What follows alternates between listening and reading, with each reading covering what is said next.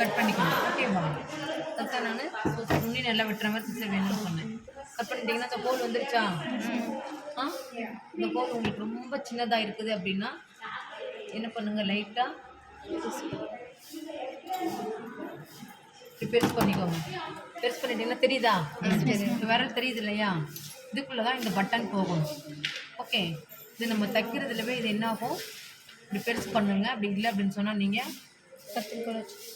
திரும்பியும் ஃபஸ்ட்டு நான் வெட்டி காட்டின மாதிரி வெட்டிட்டு இப்படி வெட்டிக்கணும். இப்போ இந்த பெருசு பண்ணிக்கிட்டிங்கன்னா இப்படி பெருசாகிடும். புரிஞ்சிச்சா?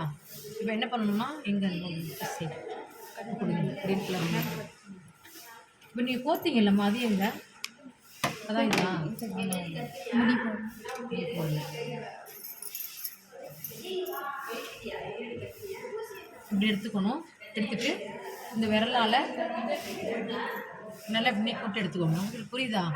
நீக்கூட்டி எடுத்துட்டு துணியெல்லாம் வந்துட்டு இப்போவுமே நீங்கள் துணி பிடிச்சி பழகிடணும். அப்படியே துணிக்கு வலிக்காமல் கைக்கு வலிக்காமலாம் தொட்டிங்கன்னா தலைகீழானாலும் 5 வருஷம் என்ன 6 மாதம் 1 வருஷம் 5 வருஷம் ஆனாலும் உங்களால் பழக்க முடியாது. துணியை வந்து எப்பயுமே டெய்லராக இருக்கிறவங்க துணியை நம்ம கையிலேருந்து யார் பிடிச்சாலும் பிடுங்கக்கூடாது. துணி போகக்கூடாது அவங்களுக்கு. அந்தளவுக்கு உங்களுக்கு துணி எப்பயுமே இறுக்கி பிடிக்கணும். புரிஞ்சுதா? இதை இப்படி பிடிச்சிக்கணும். இப்படி பிடிச்சிட்டு இந்த இடத்துல இப்படி எடுத்து பார்த்துக்கணும். ஓகே, ஏன்னா லாக் பண்ணுறதுக்கு தான் அந்த ஸ்டிச். இப்படி எடுத்துட்டு அடுத்து என்ன பண்ணணும் அப்படின்னு சொன்னால் பண்ணியிருக்கிறோமா, இந்த இது இப்படி போகணும். அந்த நீங்கள் எம்மிங் பண்ணுறப்ப நம்ம போட்டோம்ல அதே தான் மேல் முடிச்சு எம்மிங் மாதிரியே இந்த நூல் கீழே வரணும். ஓகேவா? இப்போ நீங்கள் இதுக்கு போட்டிங்கல்ல, ஊக்கு வைக்கிறதுக்கு போட்டிங்கல்ல, ஊக்கு போட்டிங்கல்ல, அதே ஸ்டிச் தான் இது. இப்படி வரும். ஓகேவா? இந்த இடத்துல நீங்கள் நல்லா அப்படி லாக் பண்ணணும். அடுத்து இதை ஒட்டியே தான் எடுக்கணும். ரொம்ப தள்ளியெல்லாம் எடுக்கக்கூடாது.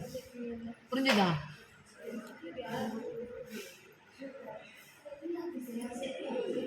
இதுதான் பட்டன் ஹோல் ஸ்டிச்சுன்னு சொல்லுவோம். ஓகேவா? இதை ஒட்டியே தான் எடுக்கணும். இதை நூல் கீழே போகணும். இதே போல் இந்த ஹோலை சுற்றி நம்ம என்ன பண்ணணும், தைக்கணும். இப்படி எடுத்து விட்டுக்கணும் நல்லா.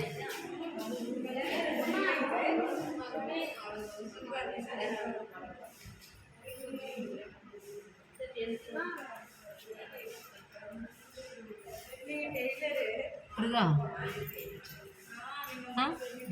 ஒட்டியே தான் எடுக்கணும். இந்த கேப்பும் ஒரே மாதிரி வரணும். நூல் குத்தி எடுக்கிறீங்களா இந்த வரிசை, அதுவும் ஒரே மாதிரி வரணும். வருதா? நெருக்கியே தான் கொண்டு போகணும். அப்போ தான் அந்த பட்டன் ஹோல் ஸ்டிச் மாதிரியே இது தெரியும். இந்த இடம் திருப்புற இடத்துல கொஞ்சம் அதே இடத்துல தையல் வருது. துணி அப்படி நீங்கள் விட்டுட்டு இப்படி எடுத்துக்கணும் பொசிஷனுக்கு கரெக்டாக. மறுபடியும் அதே ஸ்டிச்சு தான் இது. இப்படி எடுக்கணும். அவ்வளோதான். நூல் எப்பயுமே ஊசி கீழே தான் அதிகமாக போகும். புரிஞ்சுதா? இதெல்லாம் வந்து ஒன்றில் வந்துடாது.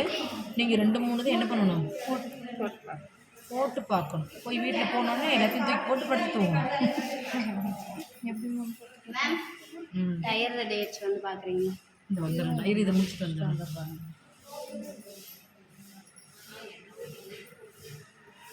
ஒரு மாதம் வரைக்கும் போய் தூங்கக்கூடாது. 10-11 மணி 12 மணி வரைக்கும் வேலையை பார்க்கணும்.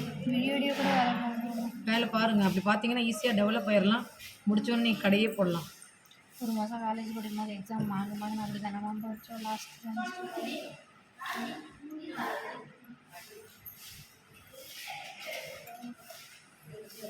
நல்லா அழகாக வரும் ஸ்டிச். புரியுதா?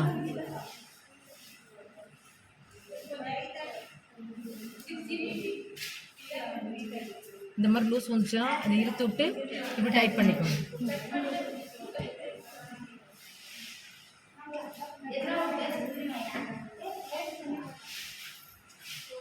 ஸ்ருதி அங்கே இருக்கு பாரு வேஸ்ட் துணி.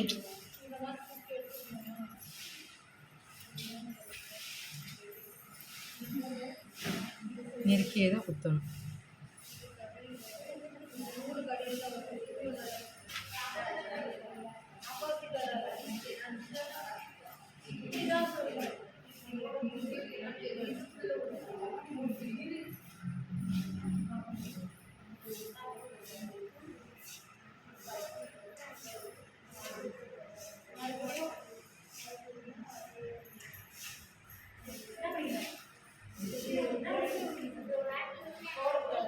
நூல் கீழே போகணும்னா நீங்கள் எடுத்து தான்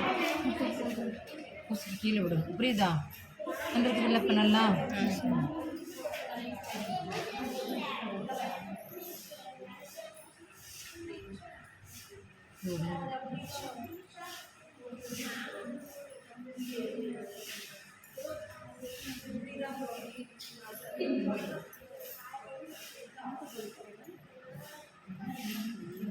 பட்டன் ஹோல் ஸ்டிச்.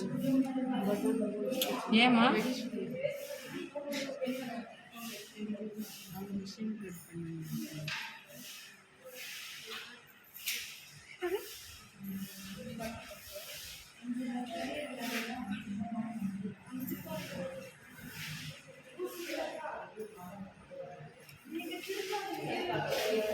அப்போ எல்லாம் இப்படி தான் தைப்பாங்க. எத்தனை ஷர்ட் தைச்சாலும் கடையில் ஒரு கடைக்கும் 5-6 ஆளுங்க உட்காந்துருப்பாங்க. பார்த்துருக்கீங்களா? டெய்லர் 1/2 மணி நேரத்தில் தைச்சி போடுவார். அவங்க 15 நிமிஷத்தில் தான் காஜா வைக்கிறதுக்கு 15 நிமிஷம் ஆகிடும் ஒரு ஷர்ட்டுக்கு வைக்கிறதுக்கு.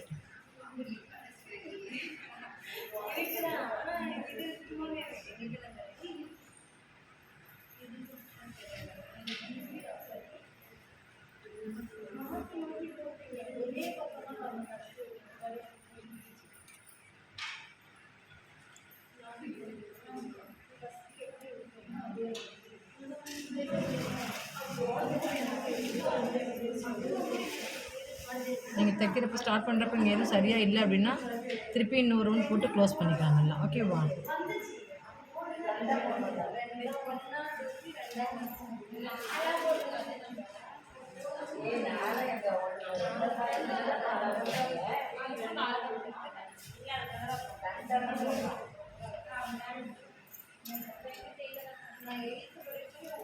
வந்துச்சா?